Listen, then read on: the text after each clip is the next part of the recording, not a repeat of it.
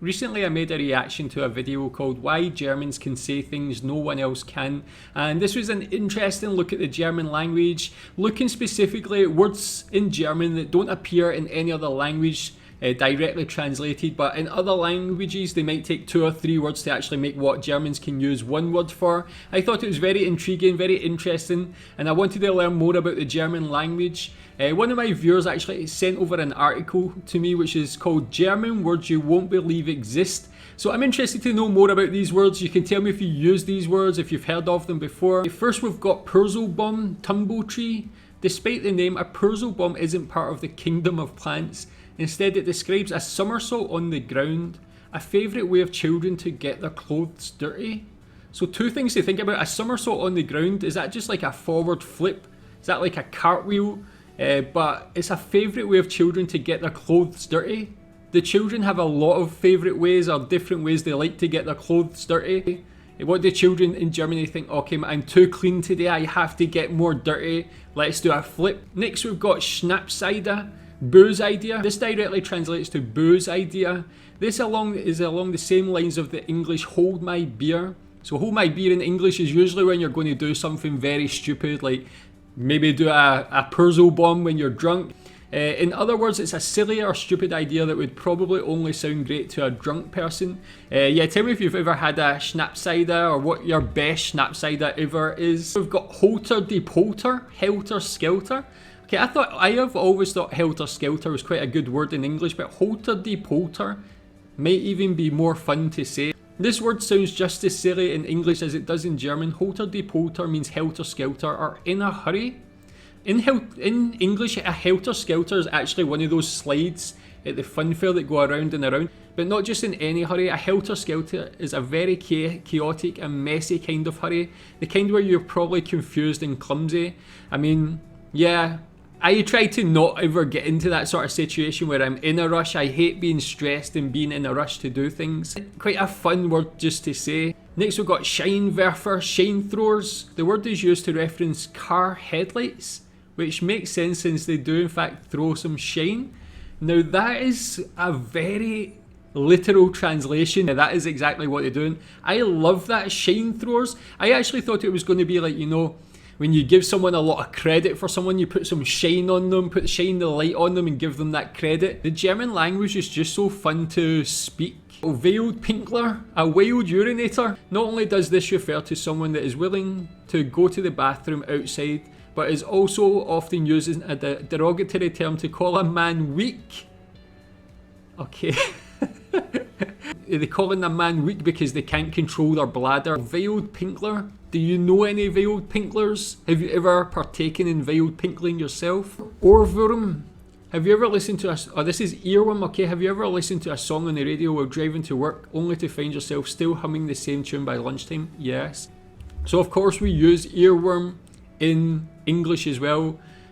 2 things on that. One, yeah, I get that quite often because I listen to a lot of music. If you ever want to get rid of an earworm, what they say you should do is read a few pages of a book. And the other thing, here in Kuala Lumpur, there's actually a club night at a nightclub called Earworm, and I never knew that's what it meant. Next is Kummerspeck, grief bacon. I think I've heard this one before. When a relationship ends, or during other times of sadness, anger, or worry, it's common to put on a few pounds of Kummerspeck. I mean, why bacon? I guess we have like comfort eating is very similar in English as well, one word as well.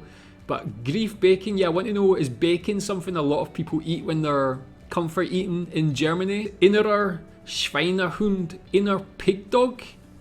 Pig dog? That just sounds awesome, an inner pig dog. Definitely there's situations in my adult life where I've had my innerer Schweinehund telling me to not do things. Even that last week I was in a hotel and we were supposed to go for like a long walk around the city, but we ate too much for breakfast, and definitely our inner Schweinehund was like, nah, just chill, watch TV in the hotel room. I have experience of this. Next is Fremdschämen, external shame. For those of you who cringe in phantom pain when others make a fool of themselves, this is your word. Yes, I definitely get that. Second-hand embarrassment. And I wonder also if there's a name for the shame that you feel or the cringe when you think about your own actions. Like a couple years ago when you tried to make a joke in front of a group of people, no one laughed, and you're like, think back and you're like, oh, you feel that cringe, inner shame. Is there a name for that in German? I'd love to know. Torchless Panic, closing gate panic. As people get older, some find themselves worrying about roads not taken or milestones they are meant to achieve by a certain age but haven't. That again, like I said on that previous video, Germany has these words for very deep existential situations and feelings that you have. This is definitely one. This is something I feel like most adults will definitely experience something like this. That is such a interesting word, and I feel like, tell me if you've ever felt that. Weichai soft egg. No, Weichai isn't what you order in the hotel when you want a 3-minute egg for breakfast. What's a 3-minute egg? Is that just like a runny egg? In fact, the waiter might look at you slightly disconcerted for accusing him of being a wuss.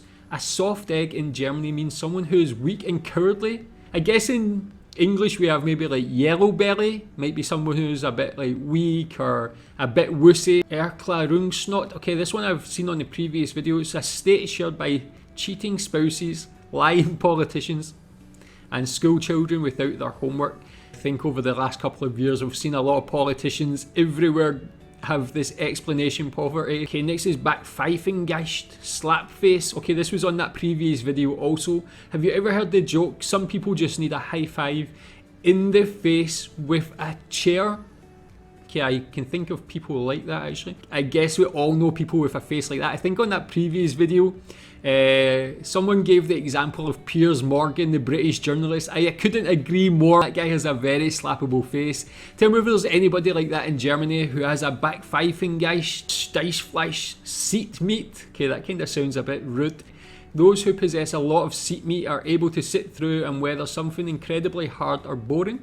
I don't think there's any literal translation in English. I would probably count myself as someone like that. I've got like very strong willpower to sit through things that are boring. Steichfleisch, do you have that? Zungenbrecher, tongue breaker. So I guess it's like, yeah, tongue twisters. Tell me some very interesting tongue twisters in German. In the UK we have things like red leather, yellow leather, and you have to say that quickly. Tell me what famous German tongue twisters there are. Maybe I can make a video on trying German tongue twisters. We've got one here, a very common one is Blaukraut, Bleit, Blaukraut und Brautkleid, Blebt, Brautkleid. That was an absolute fail. We've got Schattenparker, Shadow Parker. This is a word for a series of insults for men which accuse them of unmanly behaviour. In this case, it accuses of one of parking their car in the shadow to avoid heating up the interior. Man, I got to say, I live in Malaysia. It's 32 degrees every day. I definitely do that all the time, man. I'm always trying to park in the shade because you go back to the car, it's like a sauna. I didn't know it made me unmanly, but I'd rather be unmanly than burn to death. Alternatives include Warmduscher, someone who showers with warm water. I do that all the time as well. I feel much cleaner getting a warm water. I'm definitely not a man in Germany. Pinkler, a man who urinates while sitting down. Okay, I don't do that. Turnbeutelvergesser, someone who used to forget their gym bag in cardio class. Okay, I never did that. I always loved gym, so I guess I'm half man in Germany. Last we've got some unique German words. Let's do a quick fire on this. First we've got Fernweh, distance pain. This gem describes a longing to be elsewhere. Definitely had that, always looking to be on holiday and go places to explore or just sit on the beach somewhere. Cafe Klatsch, coffee gossip. This cute little word is what you would say when you're meeting someone for coffee and conversation. Okay, then that it keeps it very simple and efficient. Treppenwitz, staircase joke. Have you ever noticed how when you have a chance encounter with an attractive person or getting into an argument with someone, the best jokes, lines and comebacks always occur to you afterwards? That is an absolutely fantastic thing to have a defined word as. A staircase joke. I've definitely had that. But Lebensmüde, life tired. Okay man, having 2 children, I've definitely felt this, I believe. This word literally means being tired of life. If you're getting on in age and you've not experienced that, I am jealous of you. Weltschmerz, world pain. The world isn't perfect. More often than not, it fails to live up to what we wish it was.